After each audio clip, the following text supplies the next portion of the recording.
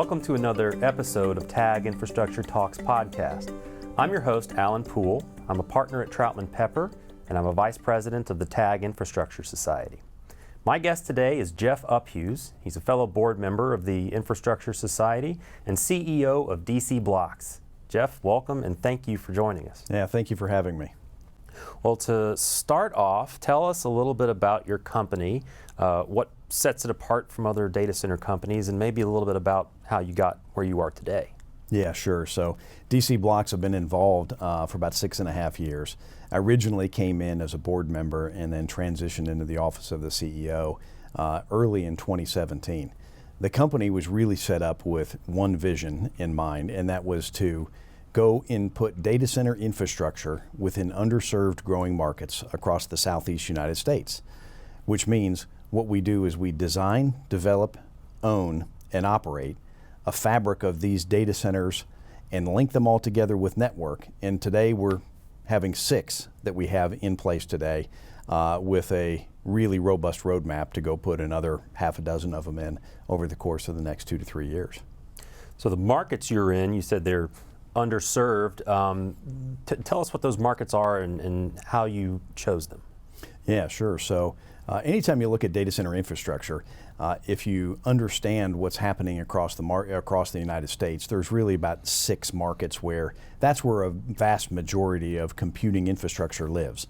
That's your Ashburn, Virginia, that's your Dallas, Texas, it's Chicago, it's Santa Clara, it's Seattle or Hillsboro area, Hillsboro, Oregon, and you have these really large deployments of all the big hyperscalers, Amazon, Microsoft, Meta, Google, Oracle, and maybe most of all the web apps that you find that are out there.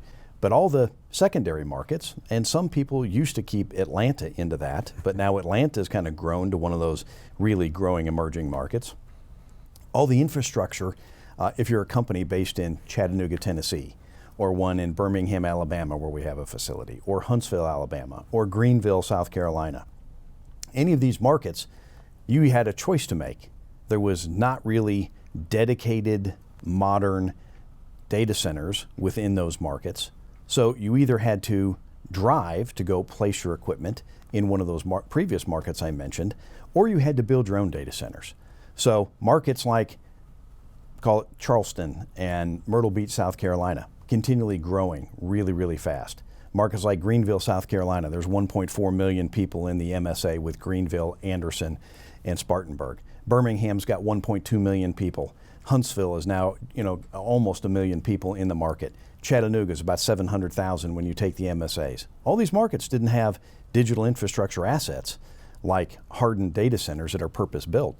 And so we saw an opportunity and said, those markets need this too, as does most markets. So when you think of the markets that I mentioned, Atlanta, we're here, Chattanooga, Huntsville, Alabama, Birmingham, Alabama, Greenville, South Carolina, now Myrtle Beach, soon to be a few other markets, including Charleston and a couple of other markets throughout the Southeast. So it's a good time for us as we've been executing. There's a lot of exciting news about what you're doing in Myrtle Beach. Can you tell us a little bit about that? Yeah, absolutely. It's a really important project for the Southeast. It's a really important project for us. DCBLOX is actually building a international cable landing station on the eastern seaboard in Myrtle Beach, South Carolina. What this means for the Southeast and what it means for DCBLOX and all of our partners that come into that facility is from Myrtle Beach, it will land international cables that come from other continents, and those cables will then have an express route from Myrtle Beach directly into Atlanta to feed this growing hyperscale and connectivity exchanges that are around Atlanta. And this whole region will just continually grow with more and more data center capacity. So it's exciting for us. We're building about an 80,000 square foot facility with phase 1 and phase 2.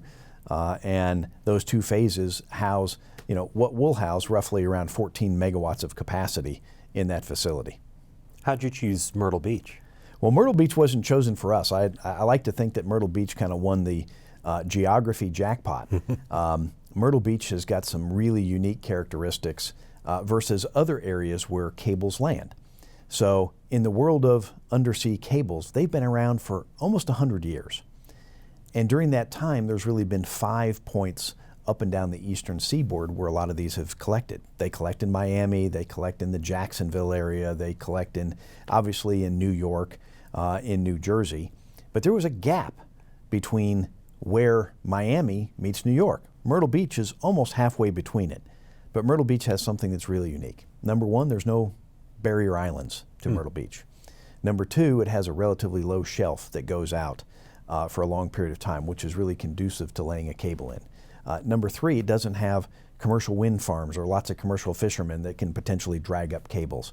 So Myrtle Beach ended up being an ideal place for a cable to be landed. DCBLOX worked with some of the really large hyperscalers that are laying a lot of these cables to connect their cloud regions back to Myrtle Beach and into the southeast because it's growing here. So the first cable that's coming in is called Fermina, and Fermina is connecting Argentina, Brazil, Uruguay, and then branching into places like the Caribbean. That'll take traffic from cloud apps and others from those continents directly into the southeast, pass up through Moncks Corner and Charleston, in through Augusta, and then all the way into Atlanta to all the cloud centers with our fiber network that we're building in conjunction with this cable landing station. So when you add those things together, Atlanta is going to benefit from having multiple cables coming into Myrtle Beach that then drive capacity from continents directly into the southeast. So it's a great time and exciting project for DCBLOX to work on. Yeah, that's going to be really exciting to see how that bears fruit. When I saw that your company was doing the dark fiber construction, I was interested because I had thought that some other players in the industry were moving away from getting outside of their, I don't know if comfort zone is the right word, but I'm thinking of how Zayo sold off a lot of its colo assets and wanted to focus on fiber. What drove the decision to decide, forget all the other fiber providers out there, we're going to do this ourselves and control it? Yeah, it's not something you jump into lightly. For us, we have a lot of customers that use us for network already. Part of our deployment when we chose our first market outside of Atlanta was Chattanooga. And we deployed fiber, but we leased that fiber. We didn't build that fiber between Chattanooga and Atlanta. And over the course of the last 5 years, we've really been able to provide great services for cable companies, for other communication carriers, for enterprises, for governments and others that I want to say got our toe wet, but I've been in the network business for more than 30 years and the full circle of network and data centers and others. So it was very familiar to us, and we were operating in this exact environment as a operator but not an owner. Taking the responsibility to then say, we know how to build systems. It's what me and many people on our team have done for decades. Taking that responsibility, building that, maintaining that, operating it and owning it is something that was really in our wheelhouse. So for us, it was an easy step internally. We partnered with another organization that had a lot of expertise in doing this, so we added members of the team that this is all that they have done, where we've been not only in the fiber business and network business, but the data center business. So we've got a specialty group that all they do is they just go out and build these, engineer these, ensure that we're getting the right permits, working with state and local governments, and working with cities. And so for us, it was a natural progression versus some of the competition. A lot have divested because they said it's a competing asset. It takes a lot of capital to build these routes. It also takes a lot of capital to build data centers. But when you listen to your customers and you do what they tell and you do what they are telling you or asking you for, I think you can find a really great way to not only deliver a great service, but also provide some monetary value both for them and for your company in doing so. And so we made the choice, and it's not going to be our last route that we're going to build. Let's talk a little bit about your perspective of how the data center market has changed. I think the types of customers have changed over the past 5 or 10 years. Hyperscalers have become the norm rather than the exception. What do you see what implications do you see that having on the internet and data services as a whole? Well, when you look at the background or the history of data centers, Data centers have been around a long time. We've always had them, but people always were, I need to go build this to house my computers, because they're moving into digital services on everything. Whether you're a law firm or whether you're a content company, more and more services were creating demand within the data centers. That's how the data center industry got started. When you look at where the data center is now, based upon hyperscalers, as an operator, you really had a choice to make. There's always going to be a need for somebody to co-locate your equipment with. Every market in the country, there'll always be a need. Whether it's cities, counties, states that are bound by laws and regulations that they need to keep data in the state. Maybe it's by hospital systems or banks that say, hey, I really need to watch over this closer and I need to have it in my home market. But start thinking of all the apps that were born on the web to then, where do they live? They live in the cloud companies. So whether it's Amazon, Google, Microsoft, Oracle, Apple, a number of different ones you go out there. Data center operators either gravitated towards, I want to try to help them and help them house their equipment, or I'm going to try to carve out a niche that I can compete against them.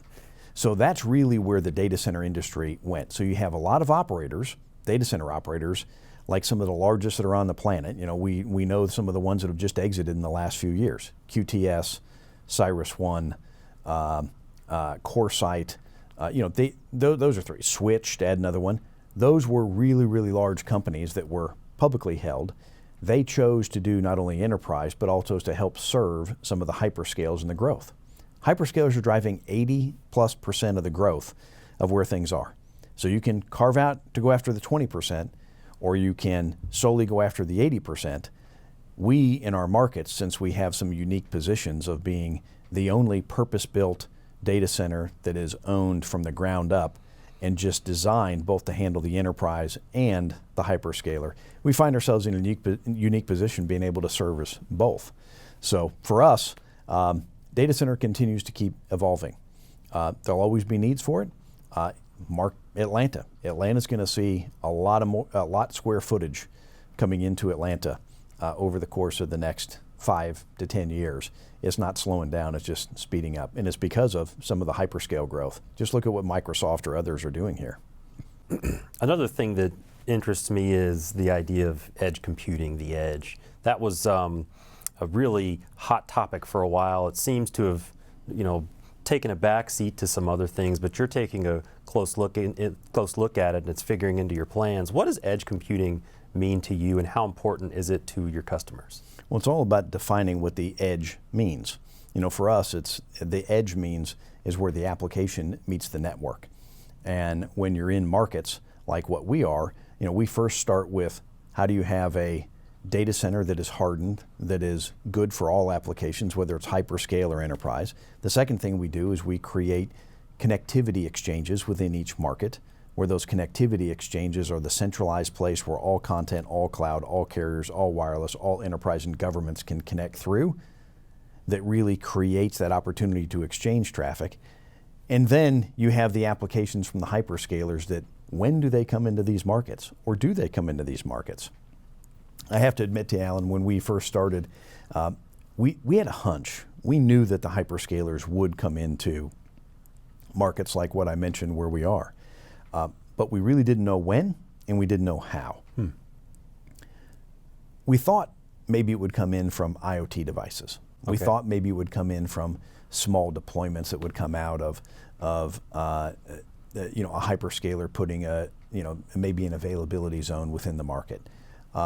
That hasn't been the case nearly of what we've seen from some content companies that said, I love your connectivity exchange. I want to serve those 1.4 million people or 1.2 million people in the markets. It's been more dominated by that, but now we're starting to see a shift. So this shift is all about the remaking of internet capacity across our nation. And the remaking of internet capacity across our nation, I'm old enough that I was able to see the birthing of the first internet. Where did that first internet live? It lives in places like 56 Marietta Street here in Atlanta. Everybody knows it by the address. It's owned by Digital Realty and Telex. Well, why that building? That building became a communications or connectivity exchange. It became that because all of the carriers, the UUNets of the world, the XO Communications of the world, the WorldComs, the MCIs, the Verizons, the Quest that was now called Lumen, all of these companies built the first internet, and they had to have a place to terminate it. So they terminated it where their main points of presence were. As these hyperscalers have grown more and more and more traffic, they're looking at those addresses like 56 Marietta Street or 350 Cermak in Chicago or 1 Wilshire in LA, or you can name all these addresses, knowing where the market is. Those are starting to become sites that they tether to, not sites that they go primary to. And when you build network and you connect availability zones from different cloud companies, when you build these availability zones, they're in the markets I mentioned. They're in Chicago, they're in Dallas, they're in Atlanta, they're in Ashburn, they're in Columbus, Ohio, they're in Santa Clara. Super Bowl markets. Yeah, they are. They're really massive markets. Phoenix. Well, what do they want to do? They want to tie those markets to where the other large markets are. In order to get through those, they have to pass a lot of these secondary markets. And when they do, those become network availability zones that they have to regenerate that traffic and allow that to pass through. So the core of the internet, whether how we see it being made, how it was made in the first 30 years, is now being made and built into the eyes of how the hyperscalers want to route their own traffic. Because if you're generating 80% of the traffic across the world, across the United States, that 80% of the traffic across the United States has to get to some of the major markets, which means you need high count fiber, you need conduit systems, you need the digital infrastructure that then enables everybody along the route to have access to these broadband services, because you're building through those markets and you're enabling them to really start driving the applications that we've come to use and love every day. You mentioned the tie-ins there. Earlier you mentioned that that's not just at the data center, but also with the ILA huts. Has that always been the case, or is that a new and developing trend?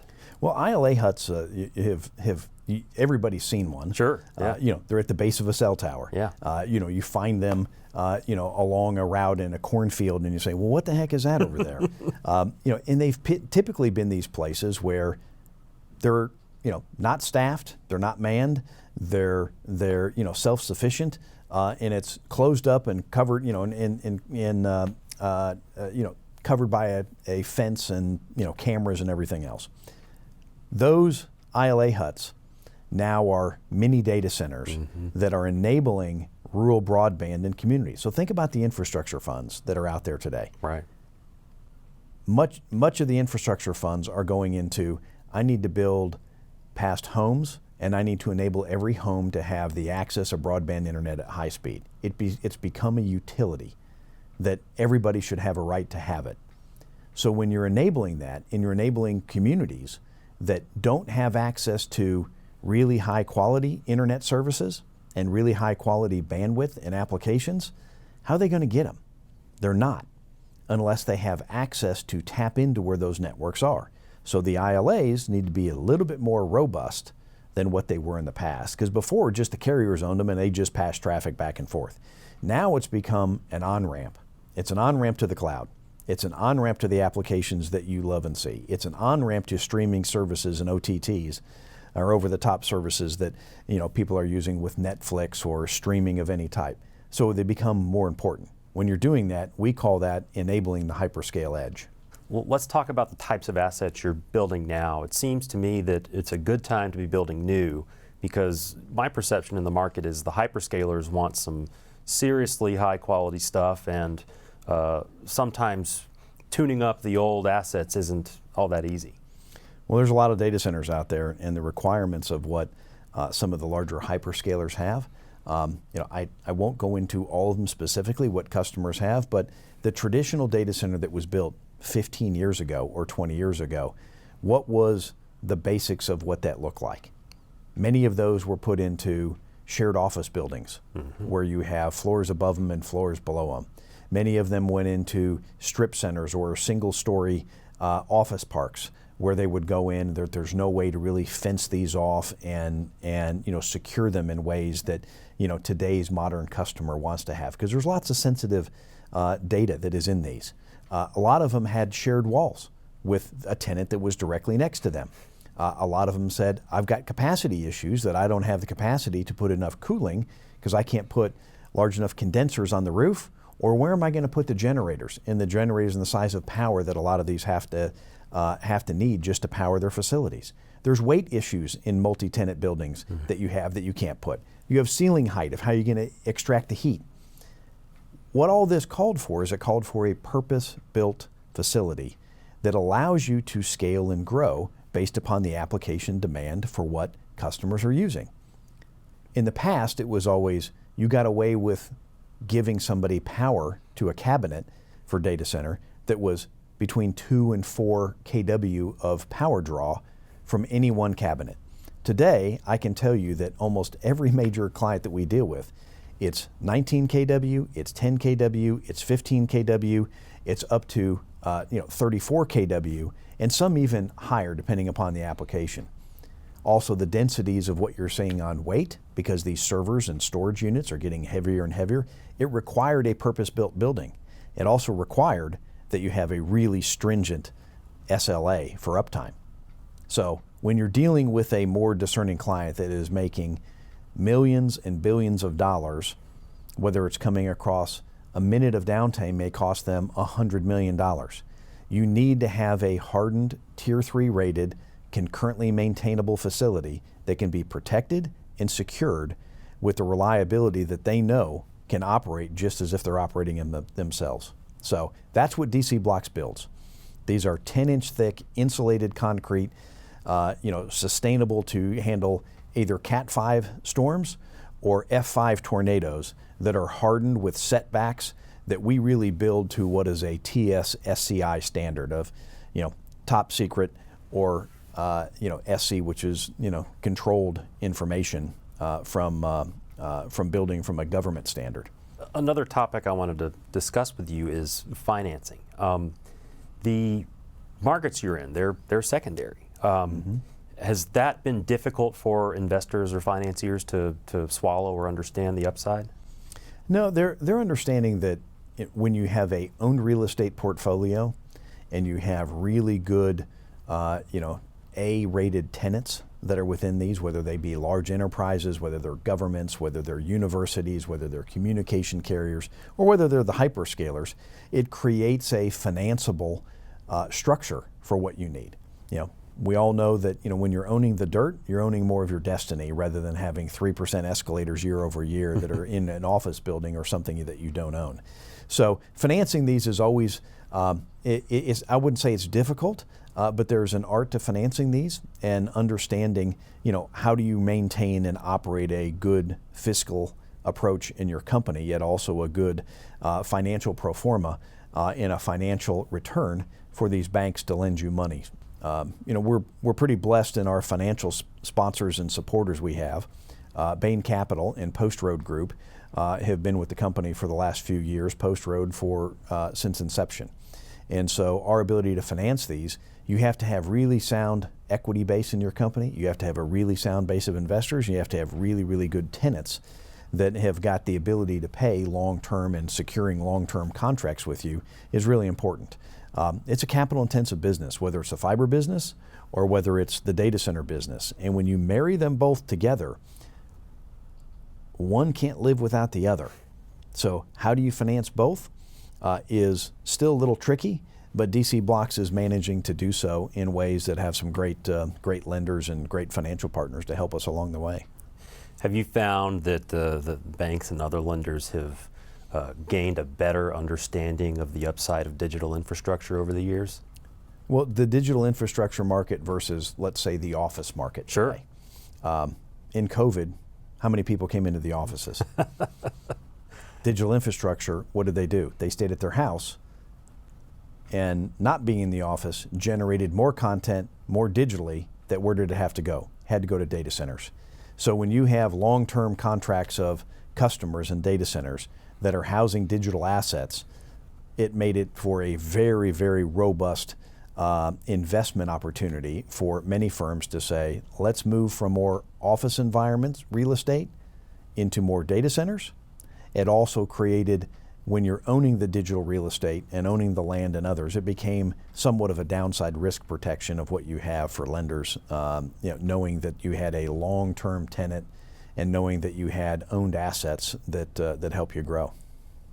I wanted to, before we run out of time, I wanted to talk about your experience working with the state of South Carolina and its various local governments. What were your positive experiences from that, and is there anything that the state of Georgia can learn to help facilitate further digital infrastructure development? Well, first and foremost, we're headquartered here in Atlanta, so it's always good to call Georgia home. I think that Georgia has led the way in some of the tax incentive bills that they've helped bring forward that abate certain portions of sales tax and or abate property tax. And by doing that over a period of time, it encourages infrastructure assets to deploy within your markets. So when you look at markets like South Carolina that didn't have nearly the amount of infrastructure, South Carolina was equally aggressive in doing it, although they treated it a little differently. They didn't have that abatement around sales tax and property tax. They have some different tax structures that are more friendly in how they operate as a state, but they have been absolutely wonderful to deal with. South Carolina is an opportunity for DCBLOX to help invest into the infrastructure that is needed across the state, not only with our fiber, but our data centers. And from the governor's office all the way through Secretary of Commerce and everybody there, they have been wonderful to engage with and have been very, very helpful because they're looking at this as improvements in infrastructure across the state benefits everybody for which it's in. And here in Georgia, they've done much of the same thing. Perhaps explaining the significant investment in data centers in Atlanta, and Atlanta being considered a competitor with the top data center market in the country, I suppose. Atlanta is on a really fast pace. One of the reasons, there's many areas across the country that are running into power challenges. So if you look at Dominion Power that is up in Ashburn, some of the wait time now, and it depends in certain pieces of property and depends in areas, you have operators that could be waiting up to 5 years before they could get the committed power into there just because they've consumed so much. And the power companies need to accelerate their build process.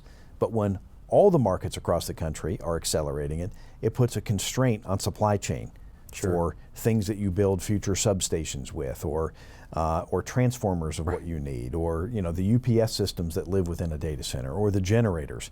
So that's putting a strain on all the different areas. But Atlanta is going to see an enormous amount of capacity that is both going to be built and consumed over the course of the next, what I think is the next 2 to 5 years, because of some of the challenges that they're having in markets like Ashburn.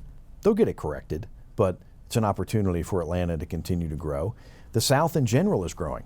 Look at how many people started migrating and leaving some of the northern states and coming down into markets like South Carolina, North Carolina, Georgia, Alabama, Florida.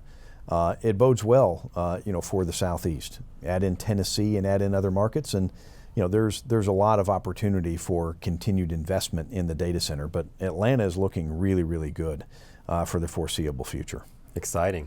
I hesitate to ask this, but I can't help it. Is digital infrastructure recession-proof? I don't think anything is recession-proof. I do think that the digital infrastructure business goes through different phases. Right now we're in a build phase to handle all the demand of what is being asked to place digital infrastructure in the Southeast. Adding that infrastructure in the Southeast puts a problem on supply chain.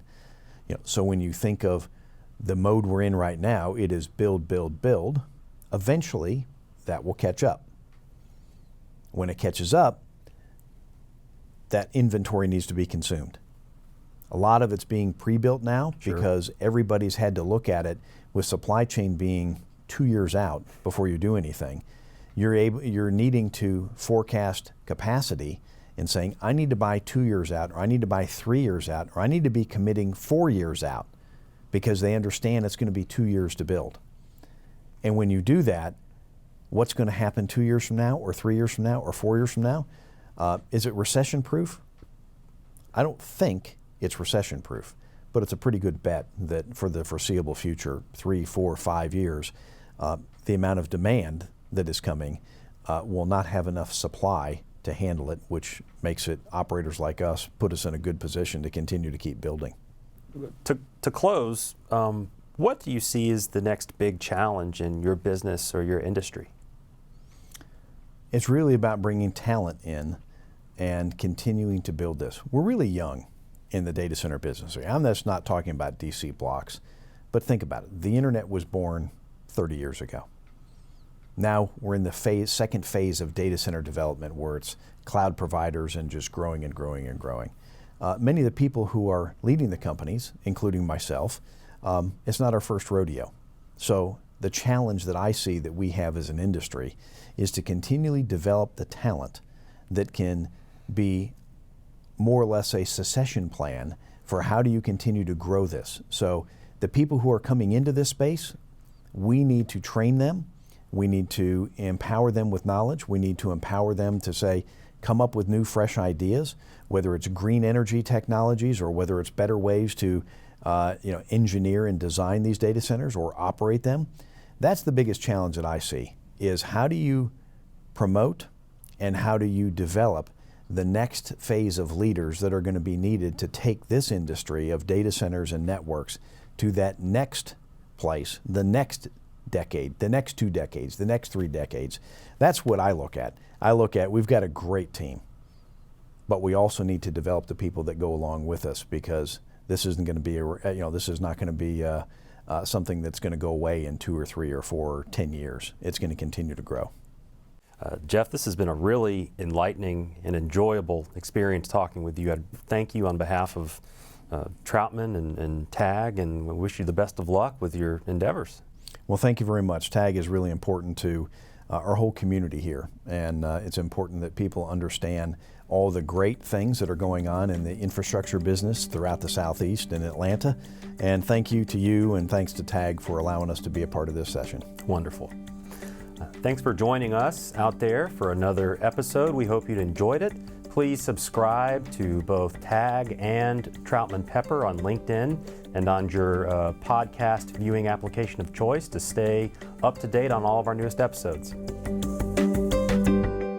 Copyright Troutman Pepper Hamilton Sanders, LLP. These recorded materials are designed for educational purposes only. This podcast is not legal advice and does not create an attorney-client relationship. The views and opinions expressed in this podcast are solely those of the individual participants. Troutman Pepper does not make any representations or warranties, express or implied, regarding the contents of this podcast. Information on previous case results does not guarantee a similar future result. Users of this podcast may save and use the podcast only for personal or other non-commercial educational purposes. No other use, including, without limitation, reproduction, retransmission, or editing of this podcast may be made without the prior written permission of Troutman Pepper. If you have any questions, please contact us at troutman.com.